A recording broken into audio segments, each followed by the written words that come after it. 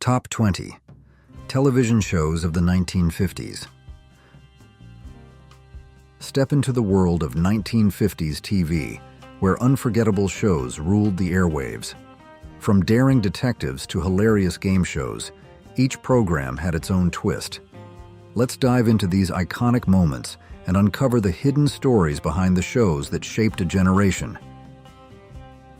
I've Got a Secret. I've Got a Secret was a beloved game show of the 1950s, bringing a mix of mystery, humor, and surprise to television audiences. Hosted by the charismatic Gary Moore, the show featured a panel of well-known celebrities who attempted to uncover a contestant's hidden secret through a series of yes or no questions. These secrets could be anything from amusing personal stories to remarkable achievements or rare experiences, making each episode an unpredictable and entertaining experience. One of the most unforgettable moments in the show's history came on February 8, 1956, when an elderly man named Samuel J. Seymour took the stage. His secret was nothing short of extraordinary. He had witnessed the assassination of President Abraham Lincoln at Ford's Theater on April 14, 1865. As a young boy of 5, Seymour had been present when John Wilkes Booth carried out the tragic attack, making him one of the last living eyewitnesses to the historic event. His appearance on the show was both fascinating and poignant, as it served as a living connection to one of America's most pivotal moments. Sadly, Seymour passed away shortly after his television appearance, but his story remains one of the most remarkable ever shared on I've Got a Secret. Walt Disney's Disneyland. Walt Disney's Disneyland was more than just a television show. It was a visionary project that helped shape the future of both entertainment and theme parks. Premiering in 1954, the anthology series was created by Walt Disney himself as a way to promote the development of Disneyland, his groundbreaking amusement park in California. Each episode was designed around one of the park's themed lands, Adventureland, which explored thrilling expeditions, Fantasyland, which showcased beloved Disney fairy tales, Frontierland, which delved into America's pioneering past, and Tomorrowland, which envisioned the future of technology and space travel. The series featured a mix of content, including animated shorts, behind-the-scenes looks at Disney productions, live-action adventures, and even sneak peeks at upcoming films. It wasn't just entertainment, it was an inside look at the magic behind Disney's creative empire. One of the most exciting aspects for viewers was getting exclusive previews of Disneyland before it opened in 1955. Airing on Wednesdays at 7:30 p.m. Eastern on ABC, Walt Disney's Disneyland captivated audiences and cemented Walt Disney's reputation as a master showman. The show's immense popularity led to its evolution into the wonderful world of Disney, ensuring its legacy as a cornerstone of family television for decades to come. Dragnet. Dragnet was one of the most groundbreaking crime dramas of its time, setting the standard for police procedurals on television. Created by and starring Jack Webb as the no-nonsense Sergeant Joe Friday, the series originally began as a popular radio program before making the leap to television. What set Dragnet apart was its meticulous attention to realism, drawing inspiration from actual police cases to create gripping, true-to-life storytelling. Each episode followed Friday and his partner as they methodically investigated crimes, from robberies and fraud to homicides. The show's signature style, marked by its precise, clipped dialogue and deadpan delivery, helped immerse viewers in the procedural nature of police work. Jack Webb's performance as Sergeant Friday became iconic, with his famous catchphrase, "Just the facts, ma'am," becoming a cultural staple, even though he never actually said it verbatim. The show's unmistakable theme music, an ominous four-note motif, instantly set the tone for each episode, signaling the serious and methodical approach that defined the series. Airing on NBC on Thursdays at 9 p.m. Eastern, Dragnet captivated audiences with its stark realism and no-frills approach to crime solving, leaving a lasting legacy in television history. The Millionaire.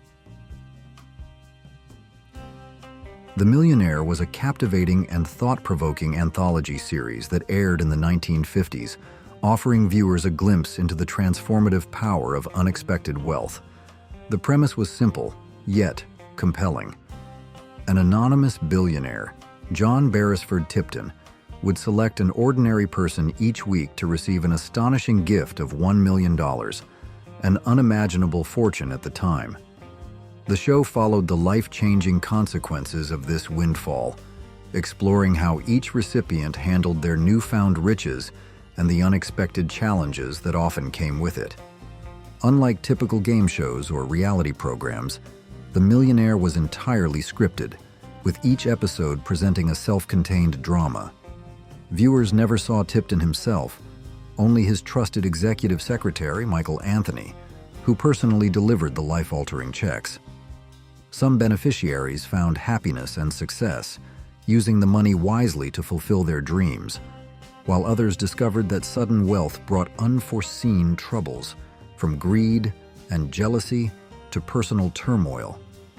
By delving into the complexities of human nature, The Millionaire kept audiences engaged, sparking conversations about what they would do if faced with such an extraordinary opportunity.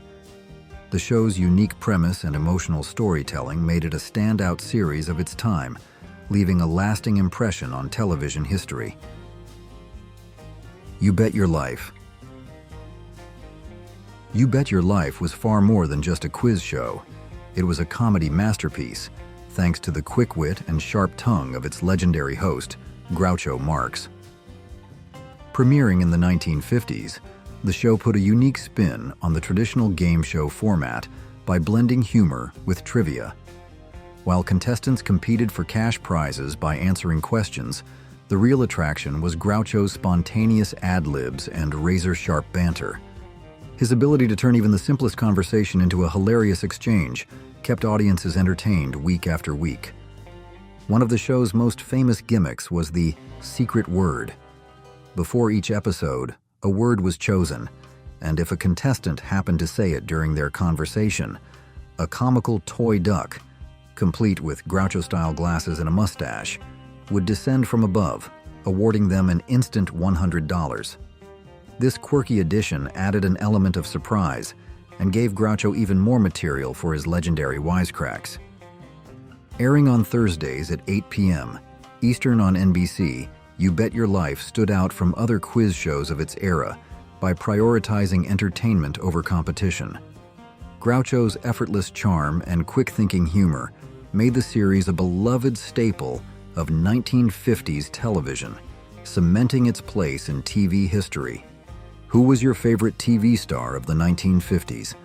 Lucille Ball, James Arness, Jackie Gleason, Donna Reed?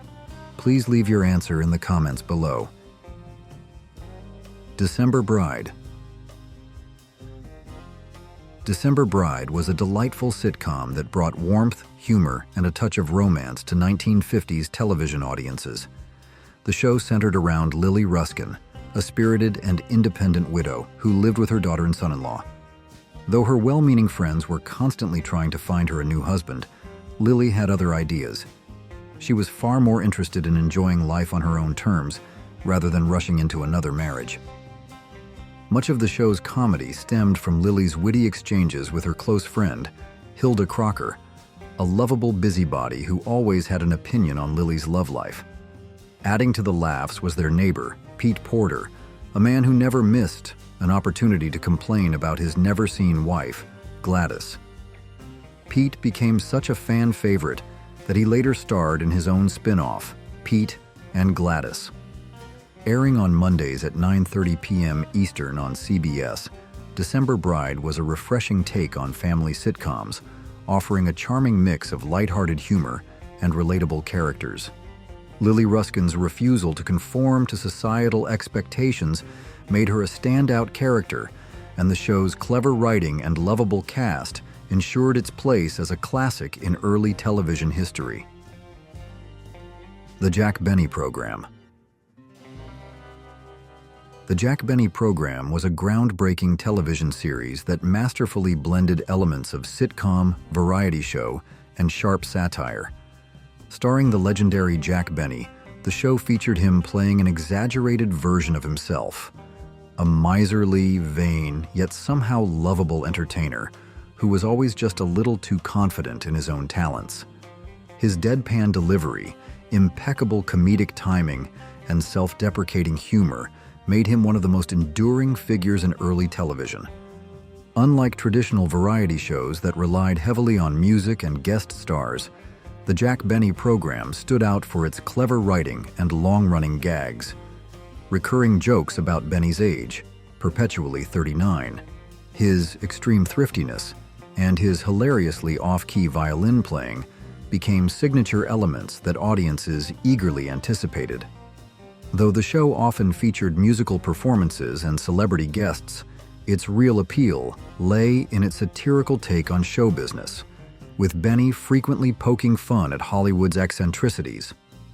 Airing on Sundays at 7:30 p.m. Eastern on CBS, the Jack Benny program was a staple of 1950s television, influencing generations of comedians with its sharp wit and innovative style. Benny's unique brand of humor, combined with a stellar supporting cast, cemented the show's place in TV history.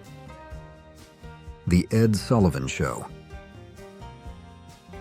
The Ed Sullivan Show was one of the most iconic and influential variety shows in television history. Hosted by the unassuming yet legendary Ed Sullivan, the program introduced millions of viewers to a dazzling array of entertainment, from groundbreaking musical acts to awe-inspiring acrobats, magicians, comedians, and rising Hollywood stars. Sullivan had an unparalleled ability to recognize and showcase talent, making his show a launching pad for some of the biggest names in entertainment history. The show became famous for its diverse lineup, offering something for everyone. One week, audiences might see a mesmerizing opera performance. The next, they'd be treated to a rock and roll sensation.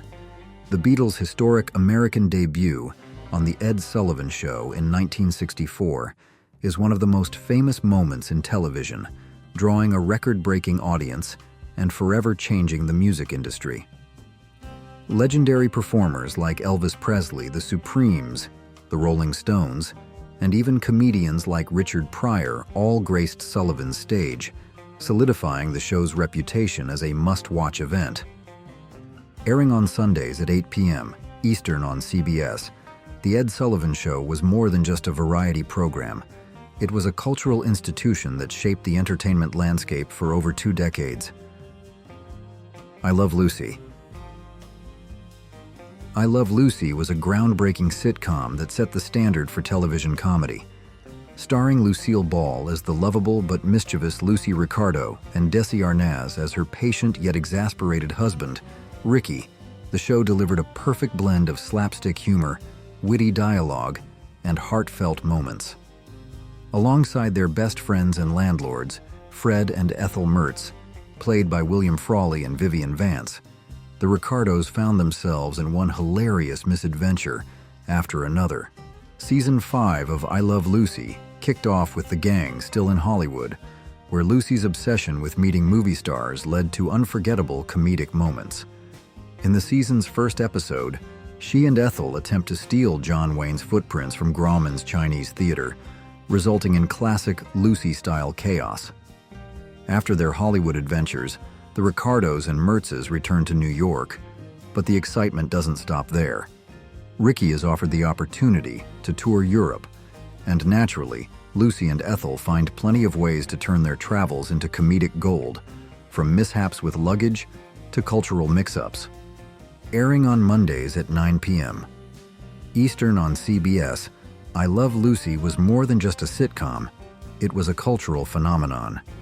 With its sharp writing, unforgettable performances, and innovative use of multi-camera filming, the show became one of the most beloved series in television history.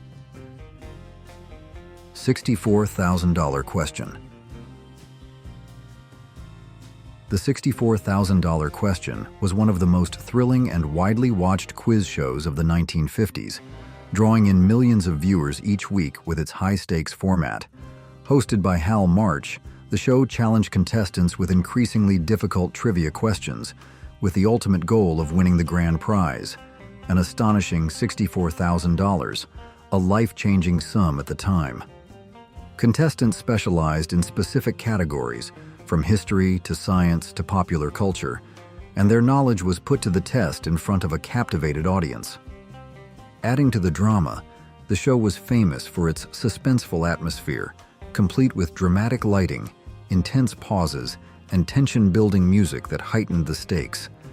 Viewers eagerly followed contestants' journeys, cheering them on as they climbed the money ladder, question by question. Airing on Tuesdays at 10 p.m. Eastern on CBS, the $64,000 question became a cultural sensation, but its success was short-lived. Like several other quiz shows of the era, it became embroiled in scandal when it was revealed that some contestants had been secretly provided with answers in advance. Despite this controversy, the show remains a key part of television history, remembered for its impact on the game show genre and its role in the infamous quiz show scandals of the 1950s.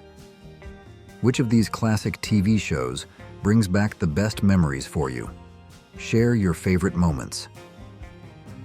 Bourbon Street Beat. Bourbon Street Beat was a stylish detective series set against the atmospheric backdrop of New Orleans' famous French Quarter. Though it aimed to capture the city's unique charm, much of the show was actually filmed in California, reportedly using the same set as a streetcar named Desire. However, to lend authenticity, select scenes were shot on location, including at the real-life Absinthe House nightclub on Bourbon Street, adding to the show's mystique. The series followed private detectives Rex Randolph, played by Richard Long, and Cal Calhoun, played by Andrew Duggan, as they tackled mysterious cases filled with intrigue, deception, and danger. Assisting them were their resourceful secretary, Melody Lee Mercer, played by Arlene Howell, and young investigator Kenny Madison, played by Van Williams.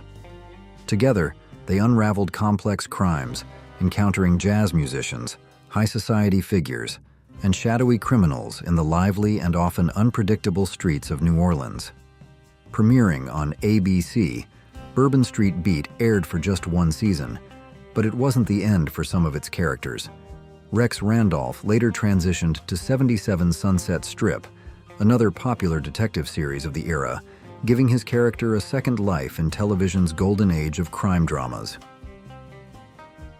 Charlie Weaver's Hobby Lobby. Charlie Weaver's Hobby Lobby was a unique blend of celebrity interviews and lighthearted comedy, bringing a charming twist to television in the late 1950s. Inspired by Dave Ellman's long-running radio program, Hobby Lobby, 1937 to 1949, the show initially focused on well-known guests discussing their favorite pastimes. Hosted by Cliff Arquette in his beloved persona of Charlie Weaver, the series featured a range of celebrity appearances, including entertainer Jacques Carrette and burlesque star Gypsy Rose Lee. However, after just 2 months, the format shifted away from hobbies and leaned more into humor. One of the most beloved segments was Letters from Mama, in which Charlie Weaver read fictional, homespun letters from his mother in the imaginary town of Mount Ida. His warm, comedic storytelling and homespun wisdom made these readings a standout feature of the show. Though Charlie Weaver's Hobby Lobby was short-lived, Arquette's Charlie Weaver persona endured. After the show's cancellation, he became a familiar face on television, frequently appearing on talk shows and game shows, most notably as a regular panelist on Hollywood Squares. His blend of folksy charm and quick wit kept audiences entertained for years to come. The Alaskans. The Alaskans was an adventure series set against the backdrop of the Klondike Gold Rush, following the exploits of two charming swindlers, Silky Harris, played by Roger Moore, and Reno McKee, played by Jeff York. The duo navigated the rough-and-tumble world of Boomtown, Alaska, running schemes, dodging trouble, and occasionally doing the right thing, especially when it served their interests. Dorothy Provine co-starred as Rocky Shaw, a saloon singer and occasional love interest. Though the show promised high-stakes adventure in the icy frontier, the reality behind the scenes was far less glamorous. Filmed entirely in California, the Alaskans relied on artificial snow and forced its cast to wear heavy winter coats under the blazing sun, creating miserable working conditions. Roger Moore, who later found fame as James Bond, openly criticized the series, calling it a disaster. Production challenges didn't end there. When the Writers Guild of America went on strike, the show resorted to reusing scripts from Maverick, another Warner Brothers Western. Despite its star power and adventurous premise, the Alaskans failed to find lasting success and was canceled after just one season. However, Moore's time on the show was personally significant. He reportedly fell in love with co-star Dorothy Provine during filming. Black Saddle. Black Saddle was a unique entry in the Western genre, blending courtroom drama with the action-packed world of the Old West. The series followed Clay Culhane, played by Peter Breck, a former gunslinger who turned his back on violence after a life-altering tragedy. Seeking redemption, he became a lawyer, using his sharp mind instead of a six-shooter to bring justice to those in need. Set in post-Civil War New Mexico, the show offered a fresh take on the Western hero, one who relied more on legal arguments than on gunplay. However, his past as a gunfighter often complicated matters, especially with the town's lawman, Marshall Gibbs Scott, played by Russell Johnson, who later became famous as the professor on Gilligan's Island. Scott remained wary of Culhane, questioning whether a man with his history could truly change. Premiering in 1959, Black Saddle initially aired on NBC before moving to ABC for its second season. While the show had a strong lead in Breck, who would later gain greater fame on the Big Valley, it struggled to find a consistent audience and was ultimately canceled.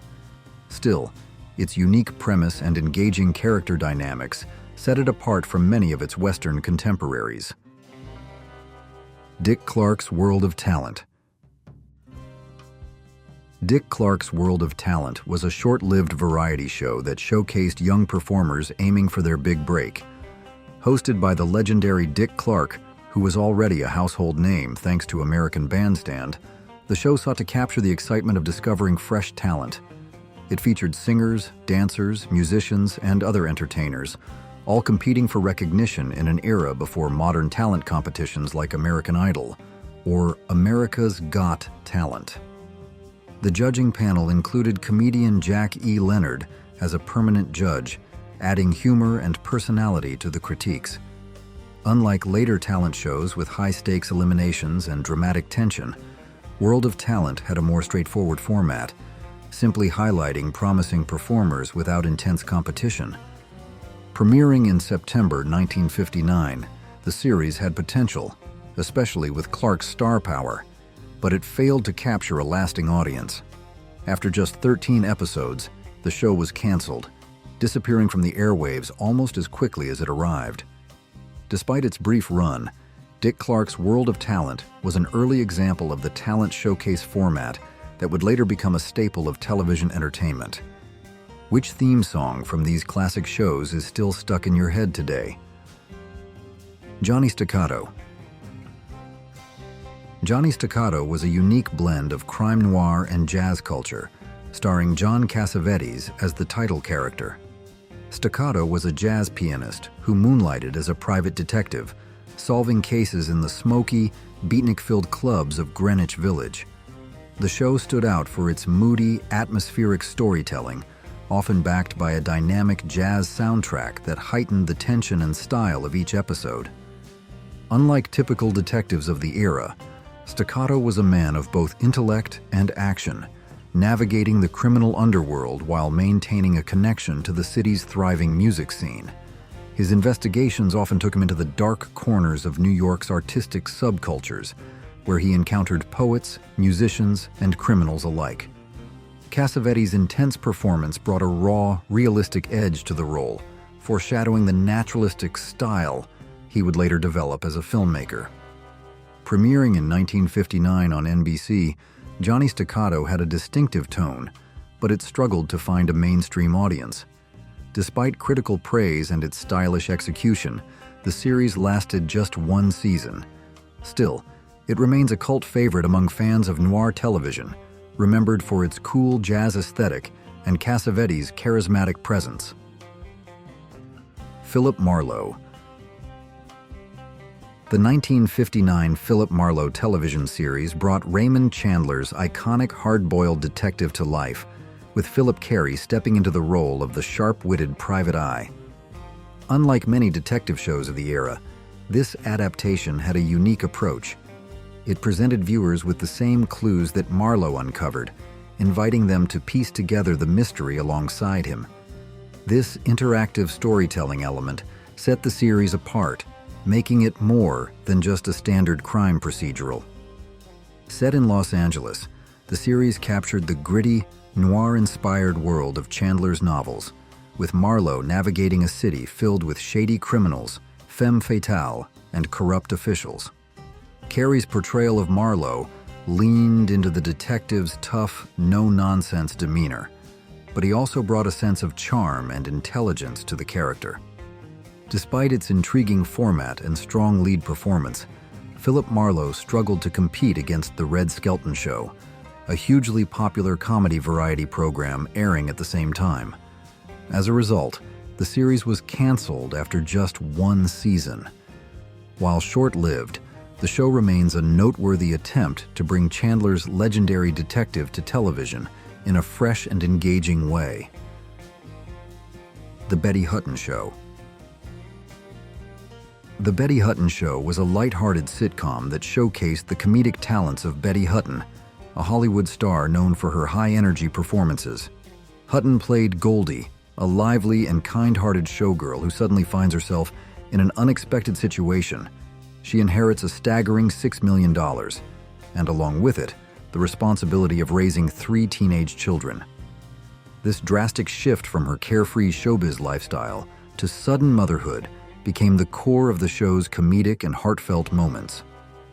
What set the Betty Hutton Show apart was Hutton's significant creative control, a rarity for actresses in the 1950s.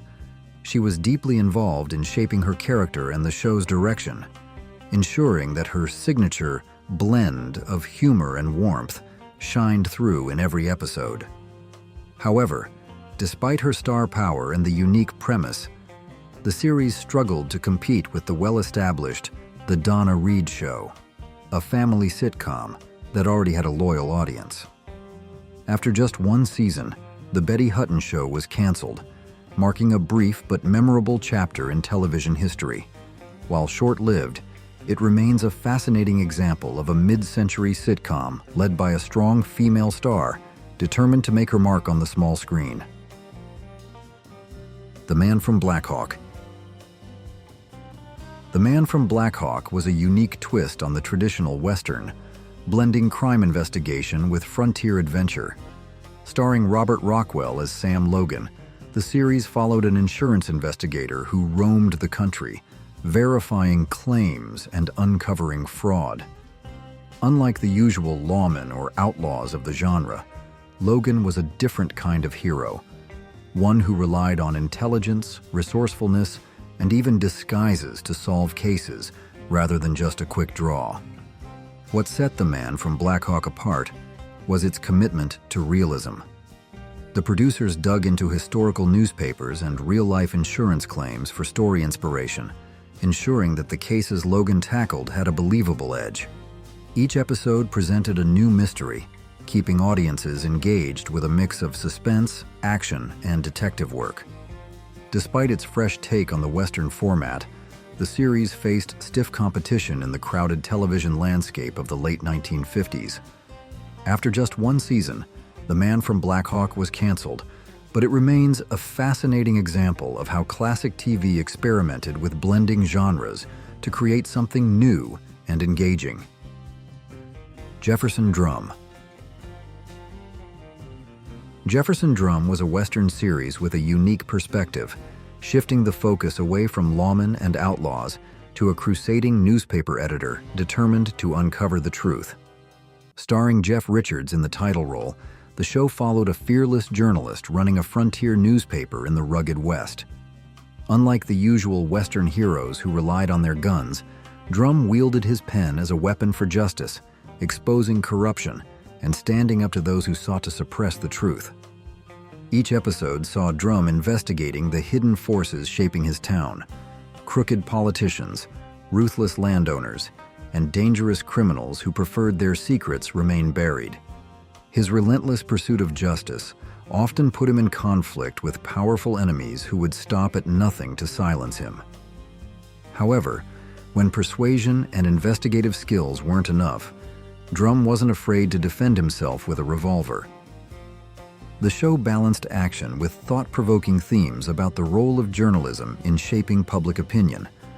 At a time when Westerns were dominated by shootouts and stagecoach chases, Jefferson Drum stood out for its focus on free speech and moral integrity. Although it only lasted one season on NBC, the series left a mark as a bold, socially conscious take on the Western genre. In 20 Things You Didn't Know About the Munsters TV Show. The Munsters was more than just a sitcom. It was a show filled with secrets. A hidden theme song, a forbidden bed scene, and a real coffin sneaked past the law. Even Grandpa's lab had ties to Frankenstein. Think you know the Munsters? Think again. The origins of the Munsters. The origins of the Munsters can be traced back to the 1940s, when legendary animator Bob Clampett toyed with the idea of a cartoon centered around a quirky monster family. While that concept never came to life, the idea resurfaced in the early 1960s when writers Alan Burns and Chris Hayward, both fans of Charles Addams's darkly humorous cartoons, pitched a similar concept. Universal Studios, which owned the rights to iconic movie monsters like Dracula, Frankenstein, and the Wolfman, saw potential in the idea and decided to develop it further. Herman Munster, the towering, kind-hearted father, took inspiration from Frankenstein's monster, while Grandpa became a wisecracking version of Dracula. They weren't alone. This eccentric family also included Lily, the loving yet eerie mother, their all-American werewolf son, Eddie, and their seemingly normal niece, Marilyn. Their home, a delightfully dilapidated mansion at 1313 Mockingbird Lane. Writers Norm Liebman and Ed Haas penned the first pilot, Love Thy Monster, which set the tone for the series. Despite their monstrous appearance, the Munsters weren't out to terrify anyone. They just wanted to live like any other suburban family, though their attempts at normalcy often led to hilariously spooky misunderstandings.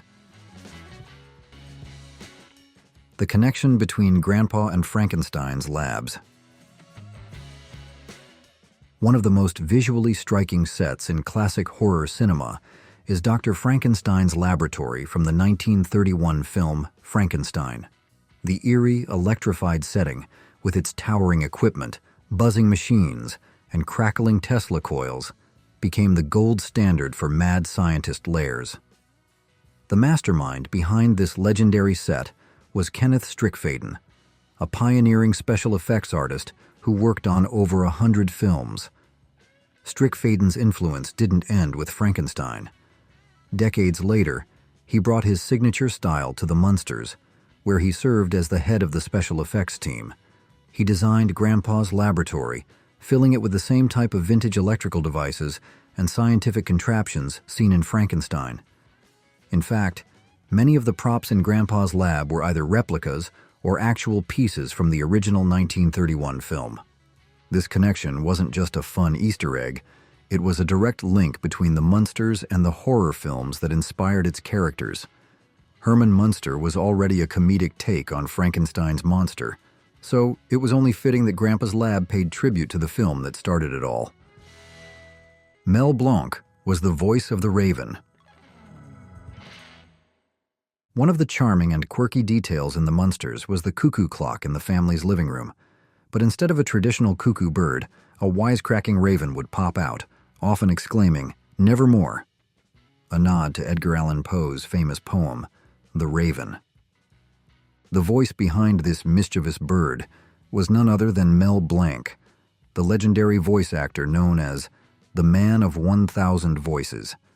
Blanc had an unparalleled career, creating over 500 distinct voices for cartoons, radio, and television.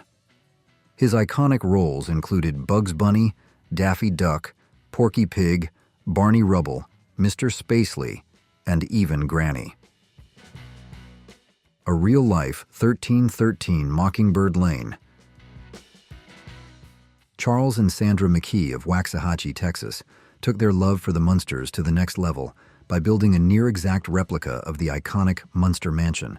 Their 5,825-square-foot dream home perfectly mimics 1313 Mockingbird Lane, complete with the crooked weather vane, eerie Victorian details, and even the grand staircase that opens up, just like in the show. Every Halloween, the McKees transform their home into the ultimate spooky spectacle, hosting massive themed parties to benefit local charities. Their dedication to recreating the Munsters world has turned their home into a must-visit destination for fans of the classic sitcom. The Munsters had a secret theme song with lyrics. While the Addams Family had an instantly recognizable theme song complete with finger snaps and lyrics, the Munsters seemed to rely solely on its energetic surf rock instrumental. However, what many fans don't realize is that the Munsters actually had a theme song with lyrics, though they were never used on the show. The catchy tune was composed by jazz guitarist Jack Marshall, while the lyrics were written by Bob Mosher, one of the show's creators. The words introduced the family in a light-hearted way, reassuring listeners that the Munsters weren't as terrifying as they looked. One line went, "If you should meet this strange family, just forget what some people have said." Despite its charm, the lyrical version was never aired on television, and the show stuck with the now iconic instrumental version. However, fans got a chance to hear the full song when it was released on the 1964 album At Home with the Munsters, which featured the cast performing in-character skits and songs. Decades later, the instrumental version of the theme found new life when Fall Out Boy sampled it in their hit song Uma Thurman, proving that the Munsters' legacy continues to influence pop culture. Herman Munster wasn't green. At first, Herman Munster is instantly recognizable with his towering frame, flat-top head, and of course, his green skin. But when the Munsters originally aired in black and white, audiences had no idea what color he actually was. Surprisingly, Herman wasn't green at all, at least, not at first. For the black and white episodes, Fred Gwynn's makeup was actually a pale shade of violet. This wasn't just an artistic choice, it was a technical decision. Lighter colors like violet and lavender picked up light better on black and white film, creating the right contrast to emphasize Herman's features and expressions. If they had used the green makeup from later adaptations, it wouldn't have shown up as well on screen.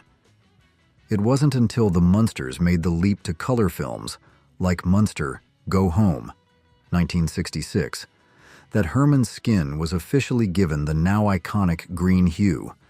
From that point on, every version of the character, from animated specials to modern reboots, has stuck with the green color scheme. But if the original series had been filmed in color, viewers would have been shocked to see Herman walking around with a surprising shade of purple. Which Munsters fun fact surprised you the most? Let us know in the comments. Herman and Lily shared a bed, which was controversial. In the 1960s, television had strict guidelines when it came to portraying married couples on screen. Most shows, including I Love Lucy and The Dick Van Dyke Show, followed the unwritten rule that couples had to sleep in separate twin beds. Even a simple kiss had to be carefully choreographed to meet network standards. However, the Munsters quietly defied this convention.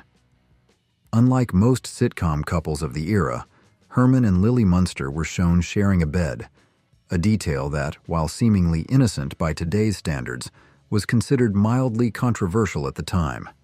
Surprisingly, the network was more willing to overlook this because the Munsters weren't depicted as a normal human family.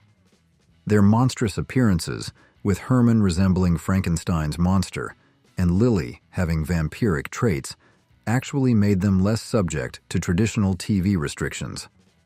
Ironically, The Munsters, a show about an oddball, horror-themed family, ended up portraying one of the most stable and loving marriages on television. Herman and Lily's affectionate relationship stood in contrast to many sitcom couples of the time, proving that even monsters could set a great example for married life, complete with a shared bed. How the Munsters became a cult classic. By the early 1960s, classic monster movies were enjoying a resurgence in popularity, making it the perfect time to blend spooky creatures with lighthearted sitcom humor. This unique mix struck a chord with audiences, proving that the world of horror and comedy could coexist in a fun, family-friendly way. Universal Studios played a pivotal role in bringing the Munsters to life. Not only did they provide the iconic makeup and special effects, but they also shaped the overall tone of the show. Rather than portraying monsters as terrifying, the Munsters celebrated classic horror by presenting these legendary creatures in an entirely new light, one that was funny, heartwarming, and delightfully absurd. A major contributor to the show's look was Bud Westmore, a legendary makeup artist who transformed Fred Gwynne into the lovable Herman Munster with bolts, scars, and green-tinted skin. Every detail, from Grandpa's Dracula-inspired cloak to Lily's ghostly elegance, paid tribute to Universal's monster legacy. At its core, The Munsters was a clever satire of suburban life. The family believed they were just like everyone else, blissfully unaware that their monstrous appearances terrified their neighbors. The show also poked fun at the traditional sitcom formula, proving that even a Frankenstein father and a vampire grandpa could have the same everyday struggles as any other American family. The Lost Pilot of the Munsters. Most fans know the episode My Fair Munster as a fun story where Grandpa whips up a love potion to help Marilyn with her dating woes. But what many don't realize is that this was also the title of the Munsters' original unaired pilot, one that has rarely been seen. This early version of the show had key differences from the series that eventually made it to air. Joan Marshall played the matriarch, Phoebe Munster, a character who closely resembled Morticia Addams. Eddie Munster, played by Happy Durman, was more aggressive and bratty than the lovable character audiences would come to adore. Even Herman Munster had a slightly different personality, coming across as more serious. Another major difference? The pilot was filmed in color. However, when CBS decided to pick up the show, they requested several changes, including recasting Phoebe with Yvonne DiCarlo as Lily Munster and softening Eddie's character. The final series was shot in black and white to match the classic monster movie aesthetic. Though this lost pilot remains a hidden gem, it played a crucial role in shaping the Munsters into the iconic series fans still love today. Lily Munster. When the Munsters was first developed, the family matriarch wasn't Lily. Her name was Phoebe, and she was played by Joan Marshall. However, early feedback suggested that Phoebe's appearance was too similar to Morticia Addams from The Addams Family, another spooky sitcom in development at the time. To create a more distinct identity, producers made a bold choice. They recast the role and reimagined the character as Lily Munster, a gothic yet warm-hearted mother. Enter Yvonne DiCarlo. Unlike her co-stars Fred Gwynne and Al Lewis, who were already known for comedic roles, DiCarlo was a seasoned actress famous for her dramatic performances in Hollywood epics. Naturally, Gwynne and Lewis had their doubts. Could she handle sitcom-style comedy? But DiCarlo quickly proved them wrong. She brought charm, wit, and impeccable timing to the role, portraying Lily as a traditional, loving housewife with a spooky yet elegant twist.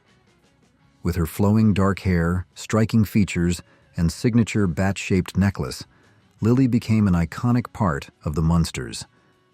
DeCarlo's performance balanced the show's humor with heart, making her a perfect complement to Herman's goofy innocence and Grandpa's mischievous antics. Fred Gwynne and Al Lewis. Fred Gwynne and Al Lewis weren't just co-stars on the Munsters. They were a comedic powerhouse with years of experience working together. Before they became the beloved Herman Munster and his mischievous father-in-law, Grandpa, the two actors had already built a strong on-screen rapport in Car 54, Where Are You?, a hit sitcom where they played hilariously mismatched police officers. Their chemistry was undeniable, making them the perfect choice to lead the Munsters. While their performances made it look effortless, Gwynne's transformation into Herman was anything but easy. His bulky costume, paired with heavy boots, added an extra 40 to 50 pounds to his frame. The thick makeup and prosthetics trapped heat, making long filming days brutal. He even lost 10 pounds in a single day due to sweat. Despite these challenges, Gwynne delivered a performance full of warmth, humor, and childlike innocence, making Herman one of TV's most lovable characters. What's your favorite Munsters episode, and why does it stand out to you? Eddie Munster. Before Butch Patrick became the iconic Eddie Munster, the role was originally played by child actor Happy Durman in the unaired pilot My Fair Munster. However, this early version of Eddie was noticeably different. Durman's portrayal leaned toward a bratty, mischievous character with a rougher edge. When the show was reworked for its official debut, producers decided to take Eddie in a different direction, leading them to recast the role. Enter Butch Patrick. With his youthful charm and natural comedic timing, Patrick transformed Eddie into a more lovable and relatable character. While he still had a mischievous streak, like any young boy, his version of Eddie was playful rather than mean-spirited. He idolized his Frankenstein-like father, Herman, and took pride in his monstrous heritage, even if the outside world saw him as different. For Patrick, the Munsters wasn't just another acting gig. It became a defining part of his childhood. Growing up on set alongside seasoned actors like Fred Gwynne, Al Lewis, and Yvonne DeCarlo, he was immersed in the world of Hollywood at a young age. Decades later, his role as Eddie Munster remains one of television's most beloved monster kids. Marilyn Munster. Marilyn Munster, the only normal member of the family, was originally portrayed by Beverly Owen. However, her time on the Munsters was short-lived. Behind the scenes, Owen was unhappy. She had been misled into signing a contract and longed to return home to her fiancé in New York. After completing just 13 episodes, she left the show, prompting the producers to find a replacement. Enter Pat Priest. Stepping into the role seamlessly, Priest continued Marilyn's portrayal as the sweet and caring young woman who never saw her family as odd, even though the rest of the world did. While the running joke was that Marilyn was seen as the unfortunate one in a family of monsters, she never viewed herself or them that way. To her, Uncle Herman, Aunt Lily, Grandpa, and Eddie were simply family. The Munsters' iconic haunted home. The Munster family's home at 1313 Mockingbird Lane wasn't just a backdrop, it was an essential part of the show's charm and character. With its eerie, rundown exterior and gothic decor, the house perfectly captured the show's blend of classic horror and sitcom humor. But bringing it to life required a combination of real-world locations and Hollywood magic. The exterior of the Munster house was a modified facade on the Universal Studios backlot, originally built for other productions before being transformed into the family's creepy yet cozy home. Meanwhile, the interior was entirely constructed on a soundstage, allowing for intricate set designs and hidden surprises. The house was filled with secret passages, creaky staircases, and spooky details that paid homage to Universal's legendary monster films. From cobweb-covered chandeliers to oversized furniture, every element was carefully designed to immerse viewers in the world of the Munsters. Building the Dragula was sneaky business. One of the most unforgettable vehicles in the Munsters was the Dragula. Even though it only appeared in one episode, Hot Rod Herman, the eerie Hot Rod, became an instant fan favorite. Over the years, it has been recreated by enthusiasts, model car builders, and even featured in pop culture, most notably in Rob Zombie's song Dragula, which pays homage to Grandpa's spooky ride. The car itself had a sinister yet stylish design. Built from a real coffin, it featured a gleaming gold body, oversized rear tires, tiny front wheels, and an exposed Ford V8 engine that gave it serious speed. To top it off, its exhaust pipes were shaped like organ pipes, adding to its macabre charm. But getting that coffin was trickier than expected. In North Hollywood, it was illegal to purchase a casket without a death certificate. So, project engineer and custom car legend George Barris had to get creative. He made a quiet deal with a funeral director, paying cash for a coffin and picking it up after dark, right from the back door of the funeral home. This sneaky transaction gave the Munsters one of the coolest TV cars ever built. The Munster Coach. The Munster Coach wasn't just a car, it was a monstrous masterpiece. Designed by legendary custom car builder George Barris, the same man behind the iconic Batmobile, the coach was a perfect blend of eerie elegance and hot rod power. To create the coach, Barris combined 3 Model T bodies, stretching them over a 1927 Ford touring car chassis. The result was a 19-foot-long Gothic machine, complete with ornate brass lanterns, velvet upholstery, and a blood-red interior fit for the Munster family's unique taste. Under the hood, a powerful 289 Ford V8 engine gave it serious muscle, ensuring it wasn't just for show. It had speed to match its spooky style. The Munster Coach made its grand debut in the Munsters' very first episode and quickly became one of the show's most recognizable symbols. Whether Herman was taking a joyride or Grandpa was cooking up another wild invention, the coach was always along for the ride. Please comment 1 to let me know you'll be watching this video until the end. Al Lewis and the Case of the Soggy Nose. Playing Grandpa Munster came with its share of challenges, and for Al Lewis, one of the strangest problems was his prosthetic nose. Designed to give him a more exaggerated, Dracula-like appearance, the fake nose looked great on camera, but it wasn't exactly practical. The biggest issue? Coffee. Lewis was a dedicated coffee drinker, and every time he took a sip, the steam and moisture softened the prosthetic. Over time, it became soggy, warping its shape and making it difficult to maintain his signature look. The makeup team had to constantly fix and reshape it between takes, which quickly became a hassle. Eventually, the solution was simple. They shortened the prosthetic. By making it smaller, they reduced its exposure to steam, keeping Grandpa's nose intact while still preserving the character's distinct appearance. Al Lewis was younger than his on-screen daughter. Grandpa Munster, with his Dracula-inspired cape, mischievous grin, and centuries-old wisdom, was meant to be the oldest member of the Munster family.